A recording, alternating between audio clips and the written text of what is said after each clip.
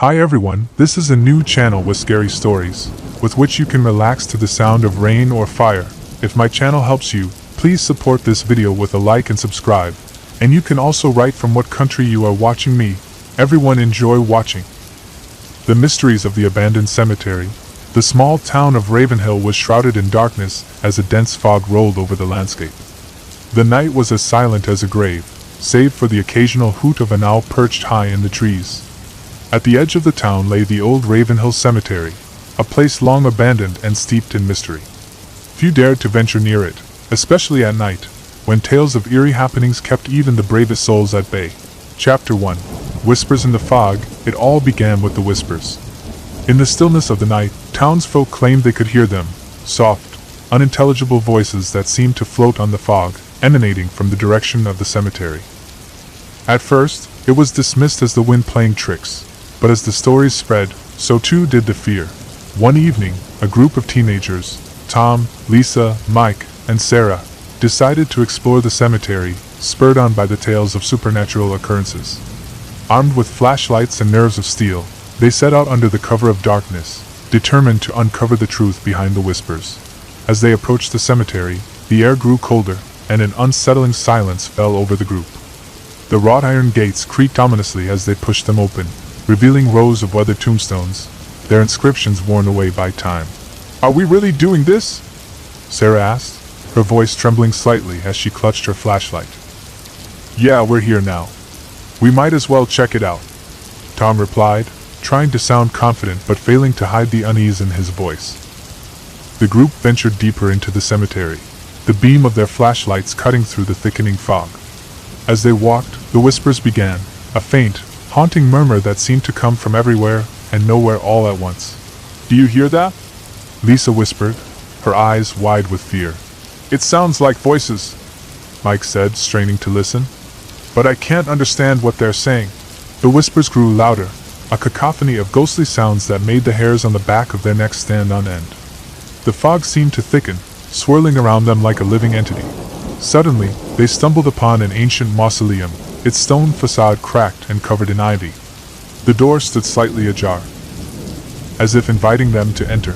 "Maybe we should go inside," Tom suggested, more to dispel his own fear than out of curiosity. "We might find out where the voices are coming from." Reluctantly, they agreed, and one by one they stepped into the mausoleum, their footsteps echoing off the cold stone walls. The air inside was damp and musty, the scent of decay hanging heavy. As they moved deeper into the crypt, the whispers intensified, becoming more coherent, as if the spirits of the cemetery were trying to communicate with them.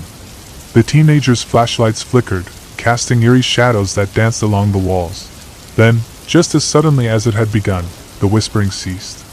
An oppressive silence descended upon them, thick and suffocating. "I don't like this," Sarah said, clutching Tom's arm. "Let's get out of here." As they turned to leave, a low, mournful wail filled the air, a sound so chilling it sent shivers down their spines. The temperature plummeted, and a feeling of dread washed over them. Before they could react, the mausoleum door slammed shut, trapping them inside. The room plunged into darkness as their flashlights flickered one last time before going out entirely. Panic set in as they fumbled in the dark, trying to find the door. The whispers returned, louder and more urgent, surrounding them like a swirling vortex of sound. "We have to get out!" Mike shouted, his voice echoing in the confined space. Desperation clawed at their minds as they pushed against the heavy door, but it refused to budge. The whispers grew to a deafening crescendo, filling their heads with incomprehensible words. And then, just as quickly as it had begun, everything went silent.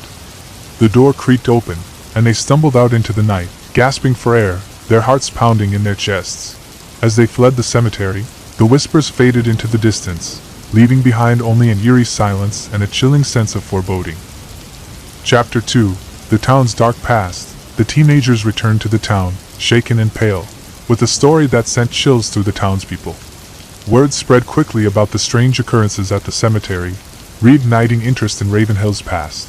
Curious and concerned, Tom began digging into the town's history, determined to uncover the truth behind the whispers. He visited the local library, poring over dusty records and old newspapers, hoping to find some clue to the mystery. His research led him to an old legend, one that spoke of a mass grave hidden within the cemetery, the final resting place of a group of settlers who had mysteriously vanished from Ravenhill over a century ago. According to the tale, the settlers had been accused of witchcraft and buried alive in the cemetery's depths, their souls forever trapped between worlds. It was said that their restless spirits haunted the grounds, seeking justice for the wrongs done to them. Intrigued and horrified, Tom shared his findings with Lisa, Mike, and Sarah. The legend seemed to explain the whispers they had heard, but it also raised more questions. What if the spirits are trying to tell us something? Lisa suggested, her eyes wide with fear and fascination. Like what? Mike asked, skeptical yet intrigued. Maybe they want us to help them, Sarah said softly, her mind racing with possibilities. Determined to learn more, they decided to visit Old Man Harris, a reclusive figure known for his knowledge of Ravenhill's dark history. They found him in his dilapidated home on the outskirts of town, surrounded by stacks of old books and artifacts. Harris listened intently to their story, nodding as if he had expected it all along. The legend is true, he confirmed in a gravelly voice. Those settlers were innocent, scapegoats for the town's misfortunes. Their spirits are trapped, unable to move on until their story is told and justice is served. The gravity of the situation weighed heavily on the teenagers, and a sense of responsibility settled over them. They had unwittingly become part of a centuries-old mystery, tasked with uncovering the truth and freeing the lost souls of Ravenhill Cemetery. Chapter 3. A chilling encounter. Determined to help the spirits find peace, Tom, Lisa, Mike, and Sarah hatched a plan. They would return to the cemetery, perform a ritual to communicate with the spirits, and uncover the truth about the settlers' disappearance. Armed with candles, sage, and a sense of purpose, they set out for the cemetery once more. The night was darker than before, the fog thicker, as if the very air was charged with anticipation. As they reached the cemetery gates, a chilling breeze swept through, carrying with it the faint echoes of the whispers. The friends steeled themselves, pushing open the gates and making their way to the mausoleum. Inside, they arranged the candles in a circle and lit them, the flames flickering in the oppressive gloom. The sage burned, its smoke curling upward, filling the air with a pungent aroma. They began the ritual, chanting words they hoped would reach the spirits beyond. The temperature dropped further, and the whispers returned, more coherent than before. The walls of the mausoleum seemed to pulse with energy, the air thick with the presence of unseen entities. The friends held their breath, waiting for a sign, and then, a figure emerged from the shadows, a ghostly apparition of a young woman, her eyes filled with sorrow and determination. She floated before them, her form translucent and ethereal. "You have come," she spoke, her voice a haunting melody that resonated in their minds. "I am Eleanor, one of the settlers wronged by this town. Our souls cannot rest until the truth is known." The friends listened intently as Eleanor recounted the tragic tale of betrayal and fear, of how the townspeople had turned on the settlers, condemning them to a gruesome fate. Her voice was filled with pain, her story a chilling reminder of the darkness that had once gripped Ravenhill. As Eleanor finished her tale, the whispers grew louder, a chorus of voices rising in unison. The friends felt a surge of energy, an overwhelming urge to set things right. Determined to help, they promised to share the settlers' story, to bring the truth to light and seek justice for those who had suffered. Eleanor's ghostly form shimmered with gratitude, her eyes filled with hope, with their vow made. The air in the mausoleum shifted. The oppressive atmosphere lifted, replaced by a sense of peace and liberation. The spirits, finally heard and understood, began to fade, their voices a gentle farewell. The candles flickered out, leaving the friends in darkness, but the fear that had gripped them was gone. In its place was a profound sense of accomplishment, and the weight of a promise to be fulfilled. Chapter 4. The Revelation. Back in town, Tom, Lisa, Mike, and Sarah wasted no time in spreading the settlers' story. They spoke to anyone who would listen, sharing the tale of innocence betrayed and lives unjustly taken. The townspeople were captivated, shocked by the revelation of their ancestors' actions. Guilt and remorse spread through Ravenhill as the truth took hold. In a gesture of reconciliation, the town erected a memorial at the cemetery, a tribute to the settlers and a promise to remember the past. The whispers ceased, the spirits finally at rest, their story etched into the fabric of Ravenhill's history. The friends stood before the memorial, their hearts filled with a sense of closure. The adventure had changed them, deepening their understanding of justice and the power of truth. As they left the cemetery, a gentle breeze stirred the air, a final whisper of gratitude from the spirits they had freed. And though the fog still rolled over Ravenhill on cold, dark nights, it no longer carried the echoes of restless souls. The town was at peace, its secrets laid bare, the cemetery now a place of remembrance and reconciliation.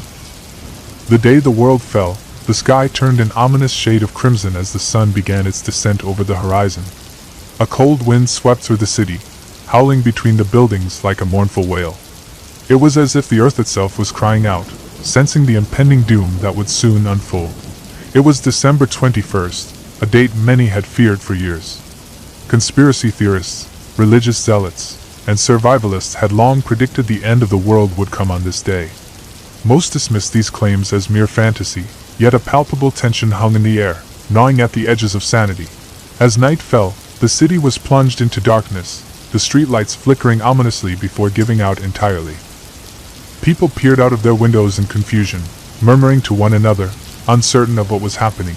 In an apartment on the 23rd floor of a high-rise building, Sam Turner stared out at the cityscape, his heart pounding in his chest.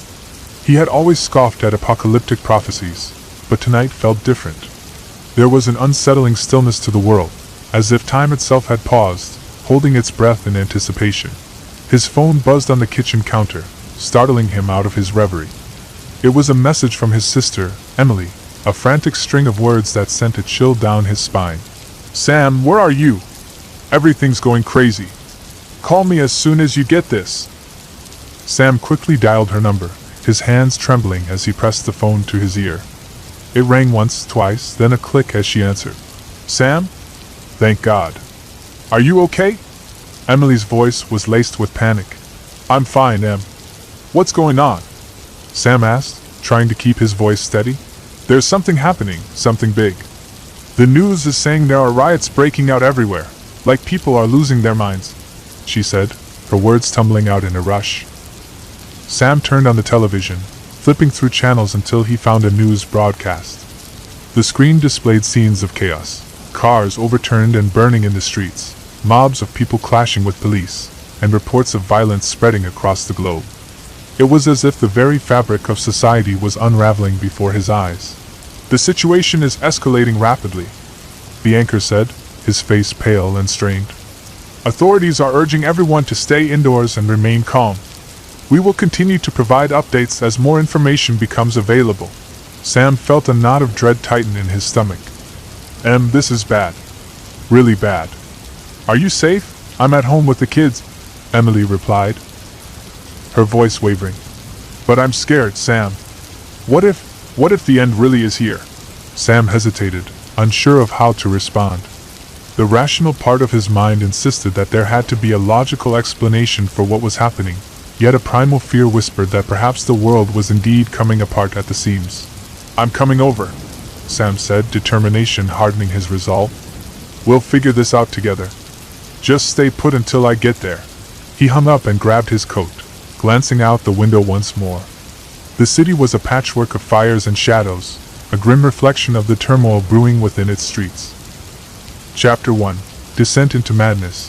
As Sam navigated the darkened streets, he could feel the weight of unease pressing down on him. People wandered aimlessly, their eyes vacant and unfocused, as if they were sleepwalking through a nightmare. Others darted about with wild abandon, driven by some unseen frenzy that compelled them to lash out at anyone who crossed their path. Sam kept his head down, avoiding eye contact as he made his way toward Emily's house. The echoes of distant screams and the shattering of glass reverberated through the night, a cacophony of destruction that seemed to draw closer with each passing moment. Turning a corner, he was confronted by a scene of utter chaos. A group of men and women were attacking a convenience store, smashing windows and looting its shelves with reckless abandon. The shopkeeper, a frail old man, lay sprawled on the ground, his face bloodied and bruised. Sam hesitated, torn between the instinct to help and the overwhelming urge to flee. As if sensing his presence, one of the looters turned toward him, a malicious grin spreading across his face. "Hey! Look what we have here!" the man shouted, brandishing a broken bottle as he advanced toward Sam. Fear gripped Sam's heart, and he took a step back, his mind racing for a way out.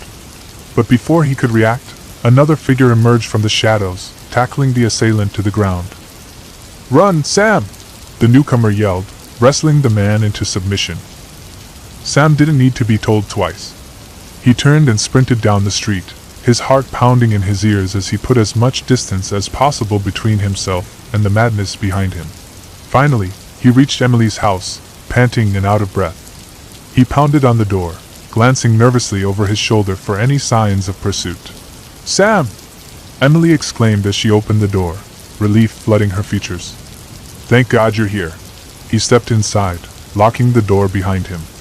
The house was dimly lit, the curtains drawn tightly to keep out the encroaching darkness. Emily's two young children, Max and Lily, huddled together on the couch, their faces pale and frightened. "I don't know what's going on out there, but it's like everyone's gone insane," Sam said, his voice tinged with disbelief. Emily nodded, her expression grim. "I saw it on the news. They're saying it's some kind of mass hysteria, but it feels like something more." Sam glanced around the room, noting the tension in the air. The world outside had descended into chaos, and here they were, trapped in their own fortress of fear. "We need to stay together," Sam said, his gaze shifting between Emily and the kids. "Whatever's happening, we'll face it as a family." As the night wore on, the sounds of unrest continued to echo through the streets. The family remained huddled together, clinging to the fragile hope that they might emerge from this nightmare unscathed. Chapter 2: The Strange Broadcast. In the early hours of the morning, as dawn's first light struggled to pierce the shroud of darkness, a strange broadcast interrupted the silence. The radio crackled to life, emitting an eerie, distorted signal that filled the room with static. "This is a message to anyone who can hear me," a voice said, its tone calm yet urgent. "The events unfolding are not a natural phenomenon. There is a force at work, manipulating our world from the shadows." Sam and Emily exchanged worried glances, the weight of the message sinking in. Could this be true? Was there really something sinister orchestrating the chaos that had gripped the planet? "The entity responsible feeds on fear and despair," the voice continued. "It has sown discord among us, using our darkest emotions as a weapon against us. To survive, we must resist its influence, and stand united against the darkness." As the broadcast faded into static once more, a heavy silence settled over the room. The implications of what they had just heard were staggering, and a sense of dread hung in the air like a storm cloud. "We can't just sit here and wait for things to get worse," Sam said finally, determination flickering in his eyes. "We need to find others who have heard this message and work together to fight back." Emily nodded, resolve hardening her features. "But how do we do that? We don't even know where to start." Sam paced the room, his mind racing for a plan. The city was vast, and their options seemed limited, but the broadcast had given them a glimmer of hope, a chance to fight back against the encroaching darkness. "We'll need supplies first," Sam said, making a mental checklist. "Food, water, anything that can help us survive. Then we'll search for others. There has to be someone out there who knows more about this." The prospect of venturing back into the chaotic streets was daunting, but Sam knew they had no choice. They couldn't wait for salvation to come to them, they had to seize it themselves. Armed with a newfound sense of purpose, they prepared to leave the safety of their home, determined to uncover the truth behind the apocalyptic events that had befallen the world. Chapter 3: Into the Heart of Darkness. The journey through the city was fraught with danger. Every corner seemed to hold new threats, as once familiar streets had transformed into battlegrounds of hysteria and madness. Buildings stood as silent sentinels, their windows shattered and storefronts ransacked. The air was thick with smoke and the acrid scent of fear, a testament to the chaos that had consumed the world. As they navigated the urban wasteland, Sam and Emily encountered others who had also heard the strange broadcast. Some were skeptical, dismissing it as another symptom of the madness, but others clung to it as a lifeline, a beacon of hope amidst the encroaching darkness. One such group was led by a man named David, a former scientist who claimed to have insights into the nature of the entity behind the chaos. He had gathered a small community of survivors, determined to resist the malevolent force that sought to engulf them. "You're not alone," David said when Sam and Emily arrived at their makeshift camp. "There are more of us out there, fighting back against whatever this is." David explained that the entity thrived on chaos and despair, using the collective fear of humanity as a catalyst for its own dark power. It had manipulated events to bring society to the brink of collapse, and now it sought to harvest the fear that radiated from the shattered world. The only way to stop it is to deny it that power, David said, his voice steady with conviction. We must resist the fear it feeds on and work together to restore order.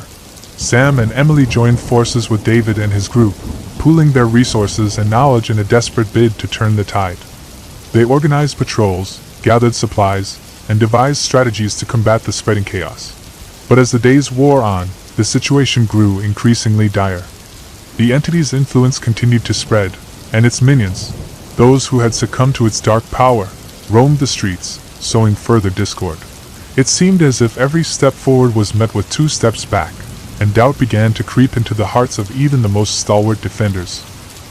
Chapter 4: The Final Stand. With the world teetering on the brink of annihilation, the survivors knew they had to make a stand. The broadcast had hinted at a source, a place where the entity's influence was strongest, a focal point from which its malevolent power emanated. Gathering what forces they could muster, Sam, Emily, and the other survivors set out on a final, desperate mission. They would confront the entity head-on and put an end to its reign of terror once and for all. The journey was perilous, fraught with danger at every turn. The entity's minions prowled the streets, their eyes glowing with an unnatural light as they hunted those who dared to defy their master. As the group neared the source of the entity's power, the air grew thick with malevolence, and a sense of impending doom weighed heavily upon them. But Sam refused to give in to despair. He remembered the broadcast's words. The key to defeating the entity lay in their unity, in their ability to resist the fear it thrived upon. Finally, they reached the epicenter of the entity's influence, a crumbling skyscraper that loomed over the city like a monument to the apocalypse. It was there that they would make their final stand, where they would confront the darkness that threatened to consume them all. The battle that followed was fierce and relentless, a clash of wills against a seemingly insurmountable force. The entity lashed out with all its fury, seeking to drown the survivors in a tide of fear and despair. But Sam and the others fought back with everything they had, drawing strength from one another and the knowledge that they were not alone in this fight. As the entity's power began to wane, a sense of hope blossomed within Sam's heart. The tide was turning, and the world teetered on the brink of salvation. With a final, desperate push, the survivors broke through the entity's defenses, reaching the core of its dark power. And in that moment, as the shadows began to recede, Sam realized that they had done the impossible. They had defied the darkness and emerged victorious.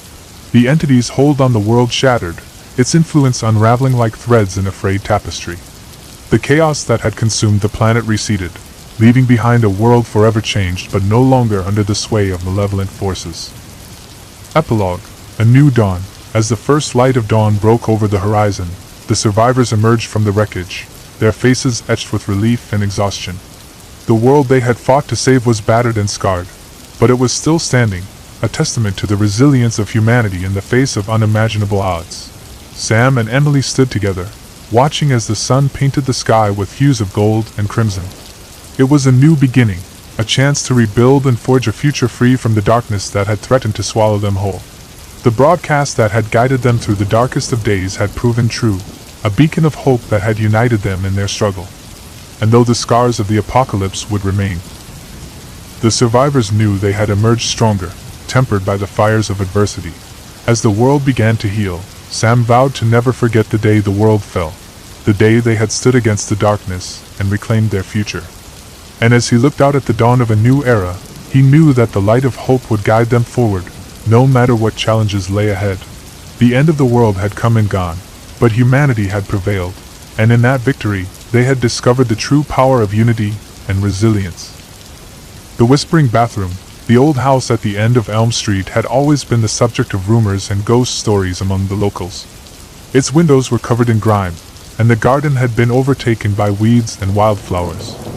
It had stood vacant for over a decade, becoming a part of the landscape that people avoided at all costs. Then, one day, the Matheson family decided to buy it. John Matheson, a practical man, had always wanted a spacious home for his family, and wasn't one to believe in ghost stories or urban legends. The house, with its tall ceilings and Victorian charm, seemed perfect. They bought it for a surprisingly low price, brushing off the tales about its haunting past as mere superstition. Elena Matheson, John's wife, shared his skepticism, though she often got a strange feeling whenever they passed by the house. Yet they were a family in need of space, and the house offered more than enough room for their two children, Alex, a spirited 12-year-old boy, and Lily, a curious 10-year-old girl. The Mathesons moved in on a chilly autumn morning, the leaves crunching underfoot as they unpacked their belongings. Despite the house's daunting exterior, the interior was surprisingly warm and inviting. Elena felt an odd sense of peace as she arranged their things, almost as if the house was welcoming them. But there was one room that sent a shiver down her spine every time she walked past it, the bathroom.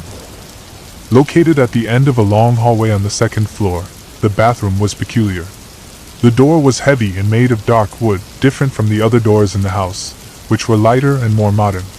The walls were covered with faded floral wallpaper that peeled at the edges, and an old-fashioned clawfoot tub dominated the room. Above the sink hung a large mirror, its edges tarnished and reflecting the dim light with an unsettling glow. Elena shook off the feeling of unease, attributing it to her overactive imagination, and continued settling into their new home. Chapter 1. The first incident. The Mathesons had lived in the house for 2 weeks without incident when the first strange event occurred. It was a Saturday evening, and the family was gathered in the living room, enjoying a movie night. The wind howled outside, rattling the windows as rain pattered against the roof. Suddenly, there was a loud thud from upstairs, followed by a faint whispering that seemed to echo through the hallway. John paused the movie, and they all listened intently. The whispering grew louder, like the murmur of a crowd just beyond comprehension. It was a chorus of voices, overlapping and indistinct, yet filled with a chilling urgency. "Did you hear that?" Lily asked, her eyes wide with fear. John nodded, exchanging a concerned glance with Elena. "It's probably just the wind," he said, though his voice lacked conviction. The whispering continued, intensifying with each passing moment. It seemed to be coming from the direction of the bathroom. "I'll go check it out," John said, getting to his feet.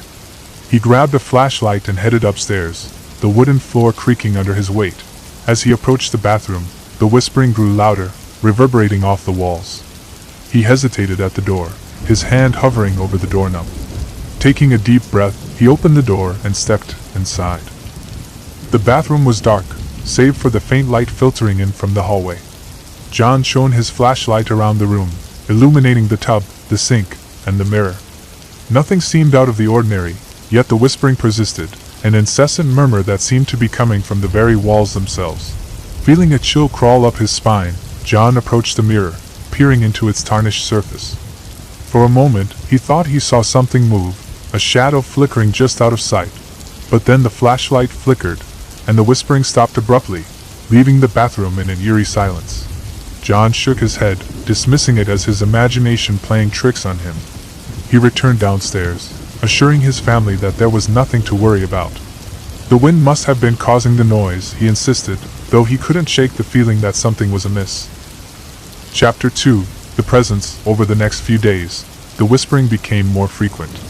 It would start as a faint murmur, then rise to a crescendo, filling the house with its haunting melody. At first, only John and Elena noticed it, but soon Alex and Lily began to hear it too. The children were frightened, their vivid imaginations conjuring up images of ghosts and monsters lurking within the walls. Elena tried to reassure them, though she found herself growing increasingly uneasy with each passing day. Then, one night, something happened that sent a shiver down the family's collective spine. It was just after midnight, and the house was shrouded in darkness. Elena was awoken by a soft tapping sound, like fingers drumming against wood. She sat up in bed, straining to hear, and realized the sound was coming from the bathroom. John stirred beside her, and she nudged him awake. "John, listen," she whispered. He groaned, rubbing his eyes as he listened. The tapping continued, rhythmic and deliberate, echoing through the quiet house. "We need to check it out," John said, though his voice was tinged with apprehension. Together, they crept down the hallway, the floorboards creaking beneath their feet. The tapping grew louder as they approached the bathroom, now accompanied by the familiar whispering that seemed to seep through the walls. John reached for the doorknob, but as he touched it, the door swung open on its own. The bathroom was bathed in a soft, eerie glow, as if lit by an unseen source. In the mirror, they saw their reflections staring back at them, but something was off. The reflections were slightly distorted, their faces blurred and elongated, like a funhouse mirror image. Elena gasped, grabbing John's arm as she backed away. The whispering grew louder, a cacophony of voices that filled the room with an unbearable intensity. Suddenly, the mirror began to ripple, as if it were made of water. The distorted reflections shifted and changed, forming new shapes, shadowy figures that seemed to reach out toward them. John slammed the door shut, his heart racing as he ushered Elena back to their bedroom. They locked the door and sat in silence, listening to the whispering fade into the night. They didn't sleep for the rest of the night, haunted by the visions they had seen and the realization that their home was not what it seemed. Chapter 3: Uncovering the Past. The next morning, John decided it was time to investigate the history of their home. There had to be an explanation for the strange occurrences, something that could shed light on the eerie phenomena they were experiencing. He spent the day researching the house's past, poring over old newspaper articles and local records. What he discovered sent a chill down his spine. The house had once belonged to a man named Henry Blackwood, a reclusive figure who had lived there in the early 1900s. According to the stories, Blackwood was an eccentric man with a fascination for the occult. He had conducted strange rituals in the house, claiming he could communicate with spirits and otherworldly entities. Blackwood's obsession eventually drove him mad, and one night, he vanished without a trace.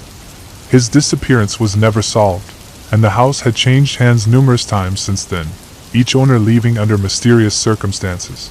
John's mind raced as he pieced together the puzzle. The strange occurrences, the whispering, the eerie figures in the mirror, it all pointed to Blackwood's lingering presence. Somehow, he had left a part of himself behind, trapped between worlds and seeking to reach out to the living. Determined to rid the house of its malevolent spirit, John enlisted the help of a local paranormal investigator, Evelyn Clark. She was a woman known for her expertise in dealing with haunted locations, and she agreed to help the Mathesons unravel the mystery of their home. Evelyn arrived the following evening, her demeanor calm and composed. She carried a bag filled with various tools and instruments, ready to confront whatever lay within the house. As night fell, they gathered in the living room, discussing their plan of action.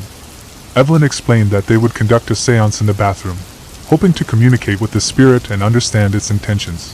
The family sat in a circle, holding hands as Evelyn began to chant softly, her voice resonating through the room. The air grew thick with anticipation, and the whispering began anew, swirling around them like a tempest.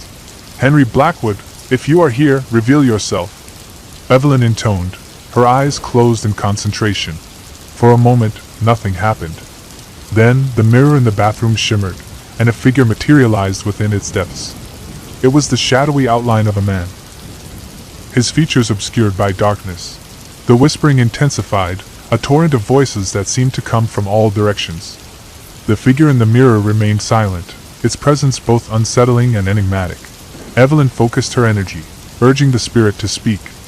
Slowly, the figure began to move, its gestures fluid and deliberate. It reached out, as if beckoning them closer, and the air grew colder, a chill that seeped into their bones. Suddenly, the room was filled with a deafening roar, a crescendo of sound that threatened to shatter their resolve. The figure in the mirror flickered, its form shifting and changing, as if caught in a struggle between worlds. Then, with a final, desperate surge, the mirror cracked, splintering into a web of fractures. The shadowy figure dissolved into nothingness, leaving behind only silence and the echo of its haunting presence. The whispering ceased, and the oppressive weight that had hung over the house lifted, leaving the Mathesons in stunned silence. Evelyn breathed a sigh of relief, assuring them that the spirit had been laid to rest. Chapter 4: Aftermath. In the days that followed, the house returned to a semblance of normalcy. The whispering was gone, and the oppressive atmosphere that had pervaded the bathroom vanished along with it. John and Elena were relieved, grateful for the peace that had been restored to their home. The children slowly regained their sense of security, no longer plagued by nightmares or fear of the unknown. Despite the resolution, the Mathesons couldn't shake the feeling that their lives had been forever changed by their encounter with the supernatural. The house, once a source of dread, had become a testament to the mysteries that lay just beyond the veil of the ordinary. Though the spirit of Henry Blackwood had been exorcised, the Mathesons remained vigilant, acutely aware of the thin boundary between their world and the next. They knew that the echoes of the past could still linger, waiting for the right moment to resurface.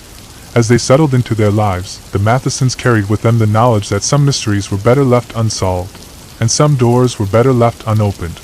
In the quiet moments of the night, when the wind howled outside and the shadows danced across the walls, they would sometimes hear a faint whisper, a gentle reminder of the presence that had once called their house home. And, though they never spoke of it, each of them knew that the old house at the end of Elm Street still held secrets, hidden in the depths of its walls, waiting patiently for the day they would once again see the light of day. The haunted field of Eldridge Hollow. Eldridge Hollow was a small, quiet town nestled between rolling hills and dense forests. It was the kind of place where everyone knew each other, and time seemed to move at its own leisurely pace. But beyond the quaint houses and picturesque landscapes lay something that the townsfolk rarely spoke about, a vast field that stretched endlessly to the west, known simply as the field. For generations, stories had circulated about the field and its sinister reputation. It was said to be cursed, a place where strange and inexplicable things happened. Some claimed it was haunted by the spirits of those who had vanished there, while others whispered about ancient rituals performed by the original settlers of Eldridge Hollow. The stories were enough to keep most people away, except for the occasional thrill-seeking teenager or curious outsider who dared to venture into its depths. But even they would quickly leave, unnerved by the eerie silence and the feeling of being watched by unseen eyes. Jason, a 17-year-old high school senior, had always been fascinated by the tales of the field. Unlike his friends, who dismissed the stories as mere superstition, Jason was drawn to the mystery and allure of the unknown. He was a natural skeptic, yet the idea of uncovering the truth behind the legends intrigued him. One late afternoon, as the sun dipped below the horizon and the sky turned a deep shade of indigo, Jason made up his mind to explore the field. He convinced his two best friends, Mark and Emily, to join him on this adventure, promising it would be an experience they would never forget. With flashlights in hand and a backpack filled with snacks, they set off toward the edge of town, where the field awaited them. Chapter 1. Entering the field. The path to the field was overgrown and rarely used, winding through dense thickets and towering trees that seemed to close in around them. The air was cool and crisp, carrying the scent of earth and decaying leaves. As they walked, the laughter and chatter of the trio faded, replaced by a growing sense of anticipation. "Are we really doing this?" Emily asked, a hint of nervousness in her voice. Jason nodded confidently. "It's just a field, Em. Besides, don't you want to see if there's any truth to those stories?" Mark chuckled, trying to mask his own apprehension. "Yeah, who knows? Maybe we'll find a hidden treasure or something." As they emerged from the forest, the field lay before them, stretching out as far as the eye could see. It was a vast expanse of tall grass and wildflowers, swaying gently in the evening breeze. The sun had all but disappeared, leaving behind a sky dotted with stars and a crescent moon casting a pale glow over the landscape. The air felt different here, thicker, almost oppressive. The only sound was the rustling of the grass and the occasional chirp of a distant cricket.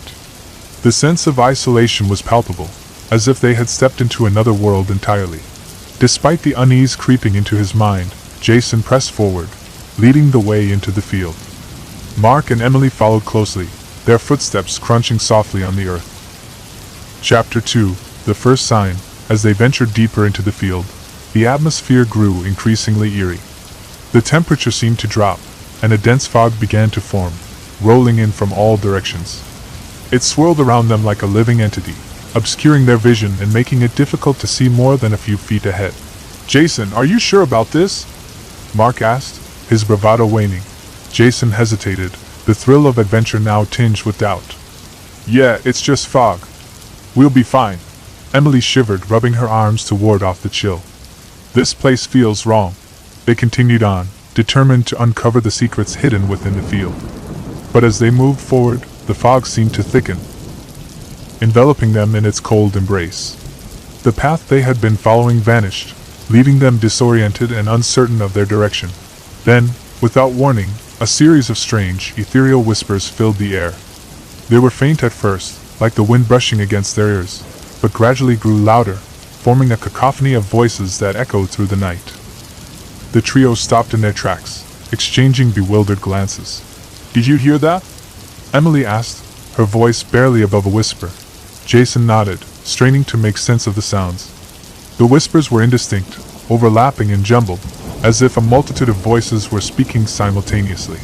"Maybe it's the wind," Mark suggested, though he didn't believe it himself. But as the whispers continued, it became clear that they were more than just the wind. They carried a haunting melody, a mournful song that tugged at the edges of their minds, evoking a sense of longing and despair. The whispers seemed to come from all around them, a disembodied chorus that resonated through the field. Despite their fear, the trio felt an inexplicable urge to follow the sound, to delve deeper into the heart of the field. Chapter 3: The Discovery. Guided by the whispers, they pressed on, navigating the fog-shrouded expanse. Time seemed to lose its meaning as they walked, each step taking them further from the safety of the known world and closer to the unknown. Then, just as suddenly as it had appeared, the fog began to dissipate, revealing a clearing bathed in moonlight. In the center of the clearing stood a lone tree, its gnarled branches reaching toward the sky like skeletal fingers. At the base of the tree was something that made their hearts skip a beat, a stone altar, weathered and covered in moss. It was adorned with strange symbols and markings, carved deep into its surface. "What is this place?" Emily whispered, her eyes wide with awe and fear. Jason approached the altar, running his fingers over the carvings. The symbols were unfamiliar, yet they seemed to pulse with an ancient power, resonating with the whispers that still lingered in the air. As they examined the altar, a sudden gust of wind swept through the clearing, extinguishing their flashlights and plunging them into darkness. The whispers rose to a fever pitch, a crescendo of voices that surrounded them like a storm. Panic set in as the trio realized they were not alone. Shadows flitted at the edges of their vision, spectral figures that seemed to dance in the moonlight. The air grew colder, and an oppressive presence loomed over them, filling them with an overwhelming sense of dread. "Jason, we need to leave!" Mark shouted, his voice trembling with fear. But before they could move, the ground beneath their feet began to tremble, and the altar emitted a blinding light. The whispers coalesced into a single voice, a deep, resonant tone that echoed through the clearing. "You have trespassed on sacred ground," the voice intoned, each word reverberating with a power that shook them to their core. "You seek the truth, but some truths are not meant to be known." The light from the altar intensified, enveloping them in its glow. The trio shielded their eyes, feeling a strange pull, as if the very fabric of reality was unraveling around them. Then, as quickly as it had begun, the light vanished, leaving them alone in the darkness. The whispers faded into silence, and the oppressive presence dissipated, leaving behind an eerie stillness. Chapter 4: The Aftermath. When they regained their senses, the trio found themselves lying on the ground, the fog having retreated to the edges of the field. The clearing was empty, the altar gone as if it had never existed. Disoriented and shaken, they stumbled to their feet, their minds reeling from the experience. The field was silent, the whispers nothing more than a distant memory. "What just happened?" Emily asked, her voice trembling with confusion. "I don't know," Jason replied, his bravado shattered. "But we need to get out of here." With renewed urgency, they retraced their steps, guided by the faint light of dawn on the horizon. As they made their way back through the field, a sense of relief washed over them, mingled with an unshakable feeling of unease. They finally emerged from the field, the forest welcoming them with open arms. The familiar path led them back to the town, where the first rays of sunlight began to pierce the morning sky. As they approached Eldridge Hollow, the events of the night seemed to blur, as if it were a dream teetering on the edge of memory. But the fear and awe lingered, a reminder of the mysteries that lay hidden within the field. In the days that followed, the trio tried to make sense of their experience. They spoke in hushed tones, sharing their fragmented memories and speculating about the nature of the altar and the whispers.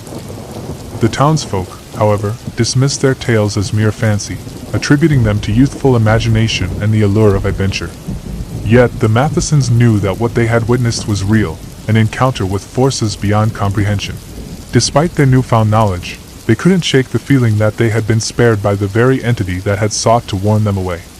The field, with its secrets and shadows, remained a place of wonder and terror, a testament to the mysteries that lay just beyond the reach of the everyday world.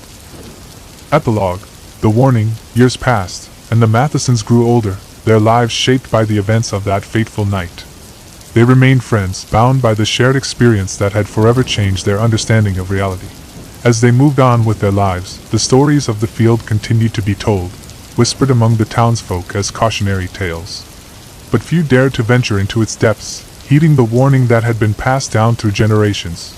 For some mysteries were better left untouched, and some secrets were better left buried in the shadows of Eldridge Hollow.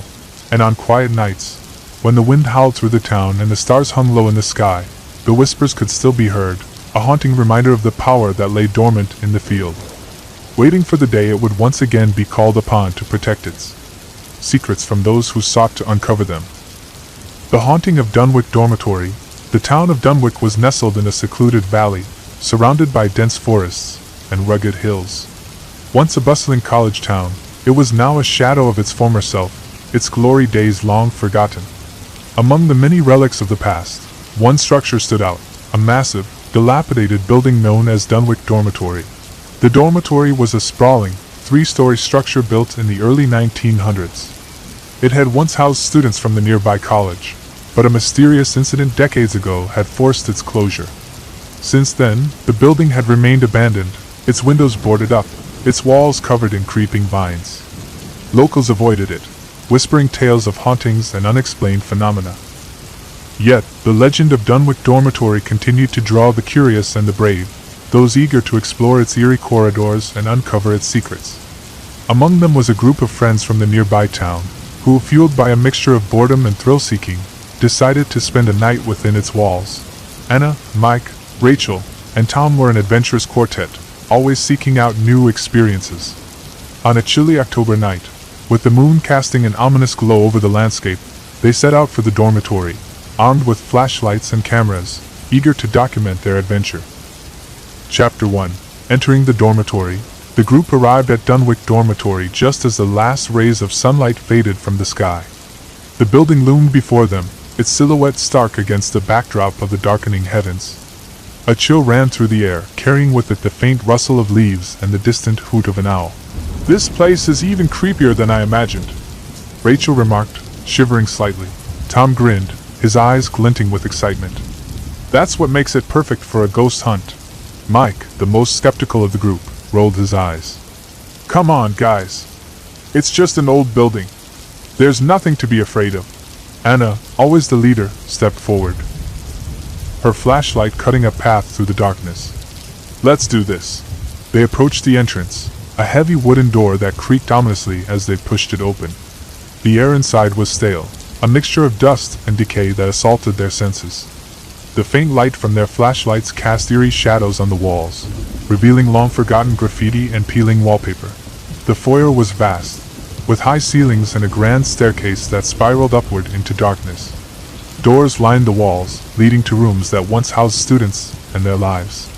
Now, they stood silent and empty, waiting to reveal their secrets. "Let's stick together," Anna suggested, sensing the growing unease among her friends. The others nodded, and they made their way deeper into the building, their footsteps echoing through the empty halls. As they explored, the atmosphere seemed to grow heavier, a palpable sense of dread settling over them. Chapter 2. The First Encounter. The group wandered through the dormitory, moving from room to room, documenting their findings with cameras. Most rooms were empty, save for the occasional piece of furniture or remnants of student life, a forgotten textbook, a dusty photograph, a tattered poster. As they climbed to the second floor, a strange feeling washed over them, as if they were being watched by unseen eyes. The air grew colder, and a subtle tension hung in the air. "Do you guys feel that?" Rachel asked, rubbing her arms for warmth. Anna nodded, her expression serious. "Yeah, it's like we're not alone." Mike chuckled nervously, trying to shake off the eerie vibe. "Come on. It's just our minds playing tricks on us." But as they continued their exploration, the feeling only intensified. It was as if the very walls were alive, whispering secrets that echoed through the corridors. Then, in one of the rooms, they heard it, a soft, ghostly sound that sent shivers down their spines. It was the unmistakable sound of a child's laughter, echoing through the halls. The group froze, exchanging bewildered glances. "Did you hear that?" Tom whispered, his voice barely audible. Anna swallowed hard, her heart racing. "Yeah, I heard it." They listened intently, but the laughter had faded into silence, leaving behind a chilling sense of unease. Despite their fear, curiosity drove them onward, deeper into the heart of the dormitory. As they reached the third floor, they came across a locked door at the end of a dimly lit hallway. Unlike the other doors, this one was marked with strange symbols, etched deep into the wood. "What's behind this door?" Rachel wondered aloud, a mix of fear and intrigue in her voice. Tom inspected the lock, which appeared rusted and old. "Let's find out." With a determined effort, they managed to break the lock, the door swinging open with a groan. The room beyond was shrouded in darkness, the air thick with a sense of foreboding. They stepped inside, their flashlights revealing a sight that took their breath away. The room was filled with old, dusty furniture, covered in sheets that seemed to shift and sway in the shadows.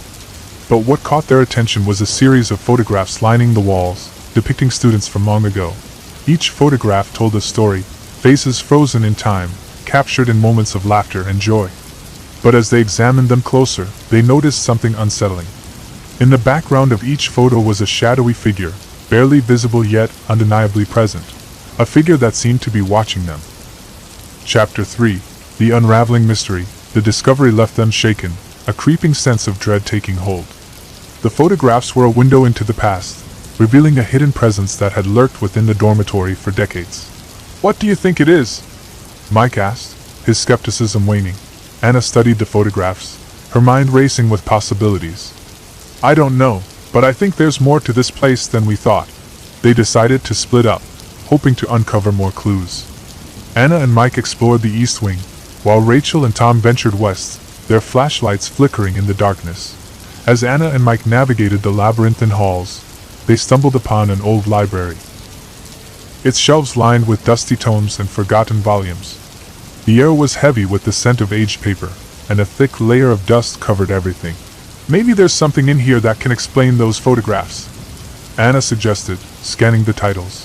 Mike agreed, and they began to search the library, their fingers trailing over the spines of books that hadn't been touched in years. Then, hidden among the dusty tomes, Anna found a worn leather-bound journal. She opened it, revealing pages filled with handwritten notes and sketches. The journal belonged to a former resident of the dormitory, a student named Eleanor Blake, who had lived there in the 1950s. Eleanor's journal chronicled her experiences in the dormitory, detailing strange occurrences and unexplained events. She wrote of ghostly apparitions, mysterious noises, and a feeling of being watched by unseen eyes. But what caught Anna's attention was a series of entries describing a ritual, a summoning performed by a group of students seeking to make contact with the spirit world. The ritual had gone awry, unleashing a malevolent presence that had haunted the dormitory ever since. Eleanor believed the dormitory was cursed, Anna whispered, her eyes wide with realization. Mike frowned, his skepticism giving way to concern. "Do you think that shadowy figure in the photos is connected to the ritual?" Anna nodded, a sense of urgency taking hold. "We need to find Rachel and Tom. They need to see this." Chapter 4. The Descent into Darkness. Meanwhile, Rachel and Tom had discovered another room, filled with dusty furniture and relics from the past. Among the clutter, they found an old record player, its needle resting on a long-forgotten vinyl. Curiosity getting the better of them, Tom turned on the record player, and a haunting melody filled the room. It was a somber tune, melancholic and eerie, sending shivers down their spines. As the music played, the room seemed to shift and change, the walls closing in around them. The temperature dropped, and a chill permeated the air, accompanied by the faint sound of whispers. Rachel's eyes darted around the room, panic setting in. "Tom, do you hear that?" Tom nodded, his heart pounding in his chest. "Yeah, we need to get out of here." But as they turned to leave, the door slammed shut with a resounding bang, trapping them inside. The whispers grew louder, a cacophony of voices that filled the room, drowning out the music. Rachel and Tom backed away, their flashlights flickering as the shadows around them seemed to take on a life of their own. The air grew heavy, a suffocating presence that pressed down on them, making it difficult to breathe. Desperation took hold, and they pounded on the door, calling out for Anna and Mike, their voices swallowed by the darkness. Chapter 5. Confronting the darkness. Anna and Mike heard the commotion and rushed toward the source, the journal clutched tightly in Anna's hand. They found the door to the room sealed shut, the sound of Rachel and Tom's frantic cries echoing from within. With a determined effort, they managed to force the door open, revealing the scene inside. The room was a swirling maelstrom of shadows and whispers, the air thick with an oppressive energy. Rachel and Tom stood at the center, their faces pale with terror, as the shadows closed in around them. Anna held up the journal, her voice steady despite the chaos. Eleanor wrote about a ritual that went wrong. We have to undo it. Mike's eyes widened in realization. But how do we do that? Anna flipped through the journal, finding the passage that described the ritual and its reversal. It required a simple chant, a plea to the spirits to release their hold on the dormitory. With no time to lose, Anna began the chant, her voice cutting through the whispers that filled the room. The others joined in, their voices rising in unison, a desperate attempt to dispel the darkness. As they chanted, the shadows recoiled, the oppressive energy dissipating like mist in the morning sun. The room grew still, the whispers fading into silence, leaving behind a sense of calm. The door swung open, and they stumbled out, shaken but unharmed. Chapter 6. The Aftermath. The group made their way out of Dunwich Dormitory, the weight of their experience heavy upon them. They emerged into the cool night air, grateful to have escaped the building's clutches. They stood in silence for a moment, processing what had transpired. The dormitory loomed behind them, its dark windows gazing out at the world, a silent witness to the events of the night. We should have never come here, Tom admitted, his voice filled with regret. Rachel nodded, her expression somber. But at least we know the truth now. Anna held up the journal, her fingers tracing the worn leather cover. Eleanor tried to warn us. The dormitory is haunted by the mistakes of the past. Mike sighed, his skepticism finally laid to rest. And it's up to us to make sure no one else falls victim to it. With the journal in hand, they made their way back to town, leaving Dunwich Dormitory behind. The building stood as a testament to the dangers of meddling with the unknown, its secrets buried beneath layers of dust and time. But as they walked away, a sense of closure settled over them. They had confronted the darkness and emerged on the other side, forever changed by the experience. The legend of Dunwich Dormitory would continue to haunt the town, but the group had gained something invaluable, a newfound respect for the mysteries of the world and the courage to face them head-on.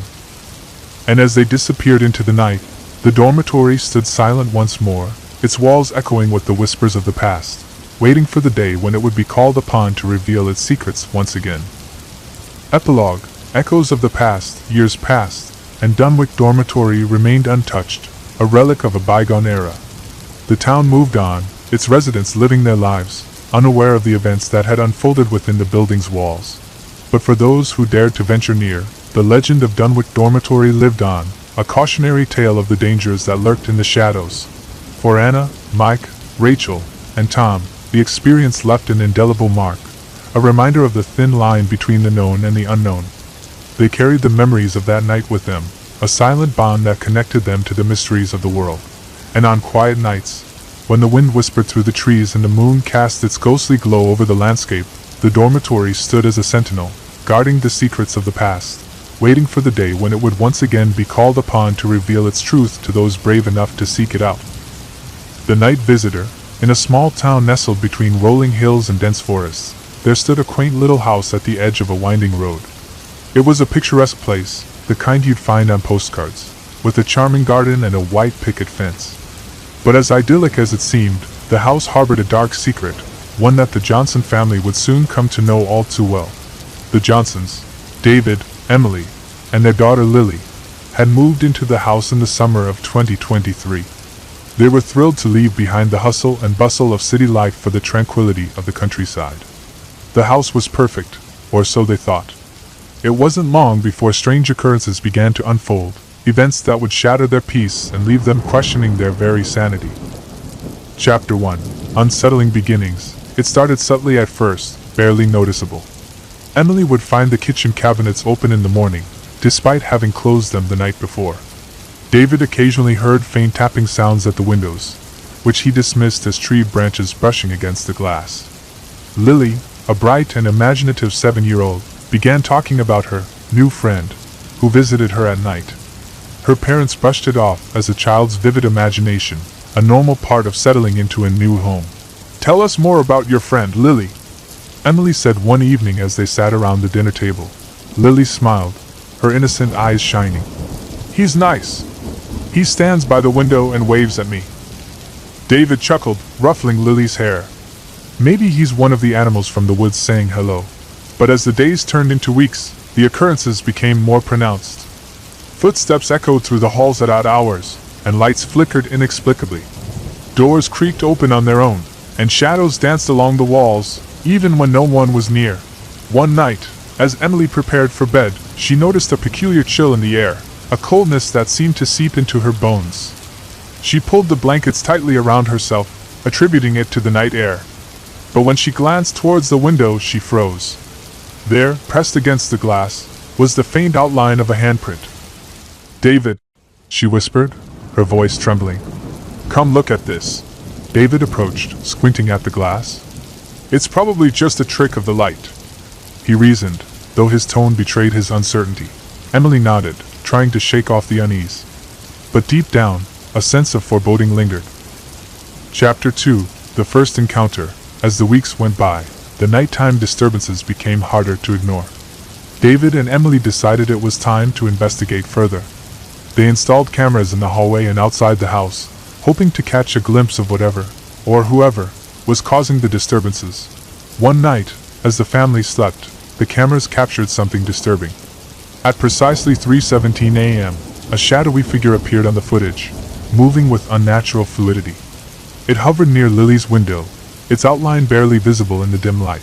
The figure lingered for a moment before retreating into the shadows. The Johnsons watched the footage the following morning, their hearts pounding with fear. "What the hell is that?" David muttered, replaying the video multiple times. Emily's face was pale, her hands trembling. "We need to do something about this, David. We can't just ignore it." Lily, overhearing the conversation, chimed in. "That's my friend. He told me he likes to visit." David and Emily exchanged worried glances. Whatever this friend was, it was not imaginary. Determined to protect their daughter, David contacted the local police. Officer Harrison, a seasoned law enforcement officer, arrived to investigate. After reviewing the footage, he agreed that something strange was happening. "I'll patrol the area tonight," Harrison assured them, his tone firm. "We'll get to the bottom of this."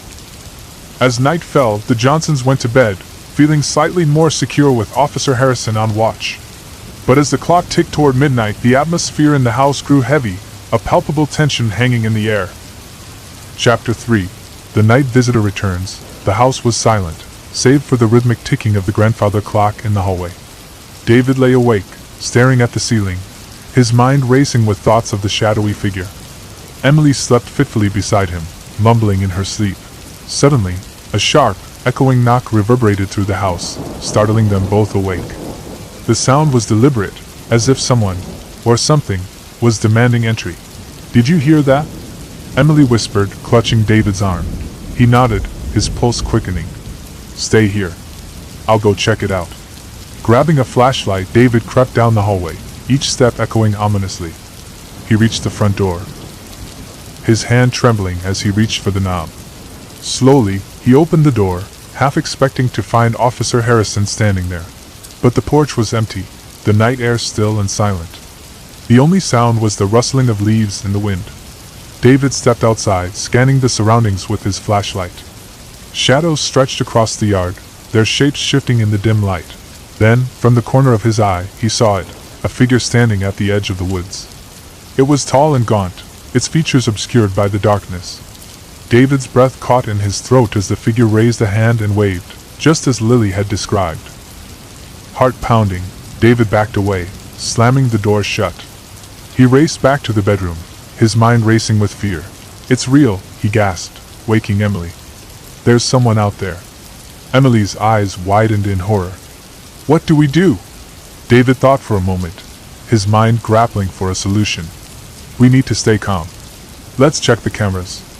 They hurried to the living room, where the camera feeds were displayed on the monitor. The figure was gone, but the sense of unease lingered. Then, as they watched the footage from the previous hours, their blood ran cold. The figure had been watching the house for hours, moving with a deliberate, predatory grace. It had circled the property, its eyes never leaving the windows. "This isn't just some prank," Emily whispered, fear etched across her face. "We're being hunted." Chapter 4: The Unraveling Mystery. Determined to find answers, David and Emily decided to delve into the history of their house, hoping to uncover any clues about their mysterious visitor. They visited the local library, sifting through old records and newspapers. It was there that they stumbled upon a chilling discovery, a series of unsolved disappearances that had plagued the town decades ago. The articles detailed how several families living in the area had vanished without a trace, leaving their homes empty and abandoned. The disappearances had stopped abruptly, but no explanation was ever found. Among the records, they found a photograph of a man named Edward Blackwood, a reclusive figure who had lived in their very house during the time of the vanishings.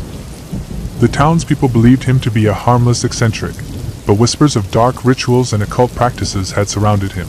As David and Emily pieced together the history, a disturbing theory began to form. Could Edward Blackwood have been responsible for the disappearances? And was his spirit, or something even darker, still haunting their home? Returning home, they shared their findings with Officer Harrison, who agreed to keep watch over the house once more. This time, he brought along additional officers, determined to catch whoever, or whatever, was tormenting the Johnsons. Night fell again, casting a shroud of darkness over the town. The Johnsons huddled together in the living room, their eyes fixed on the monitors. Outside, the officers patrolled the perimeter, their flashlights cutting through the night. But as the clock approached midnight, the atmosphere shifted. An unnatural silence descended upon the house, as if the very air held its breath. Suddenly, the monitors flickered, the camera feeds distorting with static. The lights in the house dimmed, plunging them into darkness. "What's happening?" Lily whimpered, clinging to her mother. David's heart raced, his mind reeling. "Stay calm. It's just a power outage." But deep down, he knew it was something more. The night visitor was here. Chapter 5. Confronting the Darkness. As the darkness enveloped the house, a cold wind swept through the halls, carrying with it an otherworldly chill. The shadows seemed to shift and writhe, as if alive with a malevolent presence. David fumbled for a flashlight, his hands shaking as he clicked it on. The beam pierced the darkness, revealing the terrified faces of his family. "We need to get out of here," Emily urged, her voice steady despite her fear. David nodded, leading them towards the front door. But as they reached it, a deafening crash echoed through the house, the sound of splintering wood and shattering glass. The night visitor had entered. Panic surged through David as he pushed his family back, trying to shield them from whatever had invaded their home. The figure loomed in the shadows, its form obscured by the flickering light. But as David shone his flashlight on it, he saw something that chilled him to the core. The figure was not entirely human. Its limbs were elongated, its skin pale and gaunt.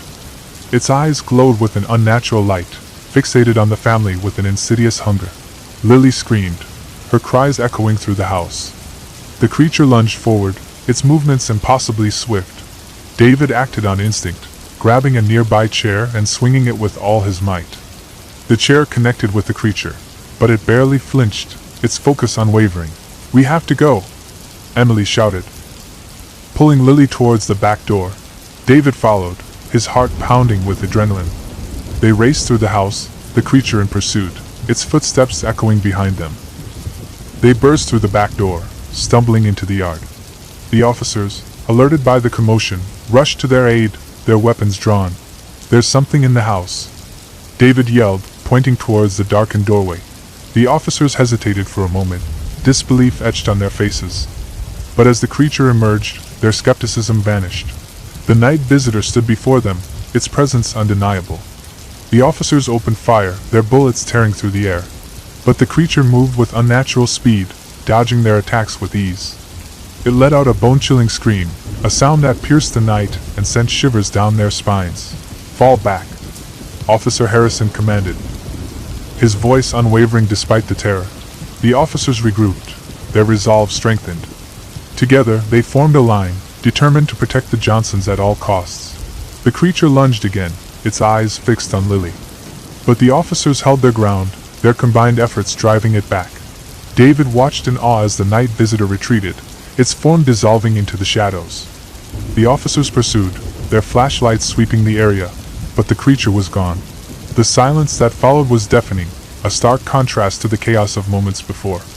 The Johnsons stood together, their breaths coming in ragged gasps. Officer Harrison approached, his expression grim but relieved. It's gone for now. But we'll stay on watch. Make sure it doesn't come back. David nodded, gratitude and exhaustion washing over him. Thank you? I don't know what that was, but we couldn't have faced it alone. As the officers secured the perimeter, David and Emily led Lily back inside, their minds reeling from the ordeal.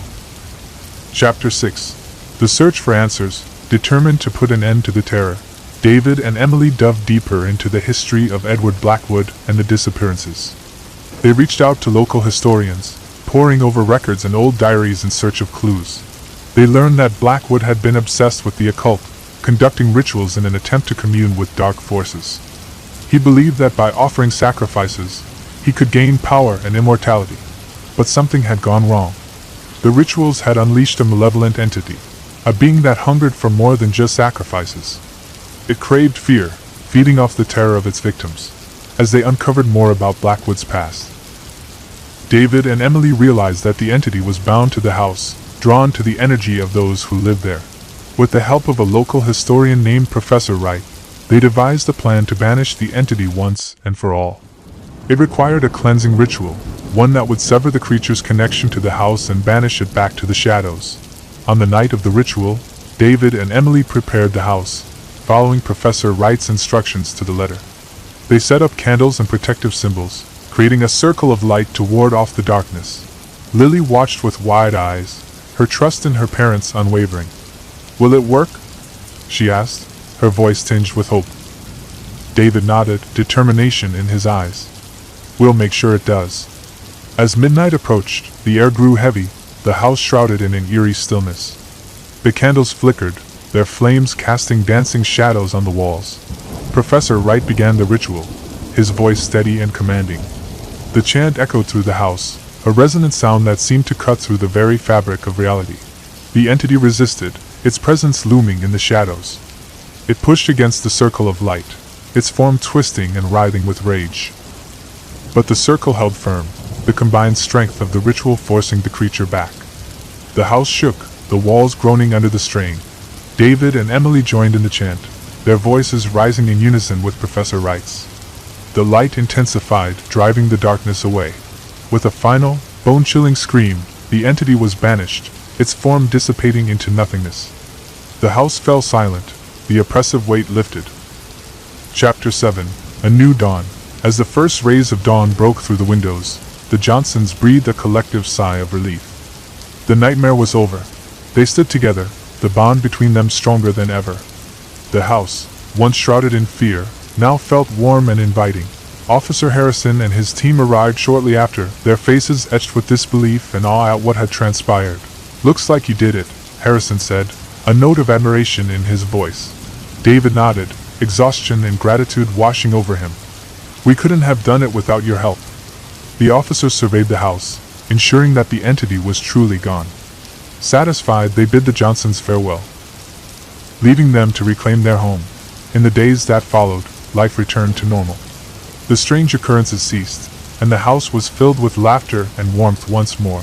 Lily resumed her playful antics, her imagination no longer haunted by shadowy visitors. David and Emily embraced the peace that had returned to their lives, grateful for the love that had seen them through the darkest of times. Epilogue. Echoes of the past, the legend of the night visitor faded into the annals of local folklore, a cautionary tale of dark forces and the power of family.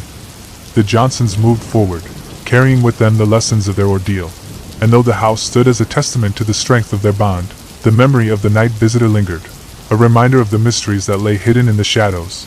But as the sun rose each morning, casting its golden light over the town, the Johnsons knew they had faced the darkness and emerged victorious, and in their hearts, they carried the knowledge that love and courage could conquer even the most terrifying of night visitors, turning nightmares into distant memories and reclaiming their home from the grip of fear. Thanks for watching.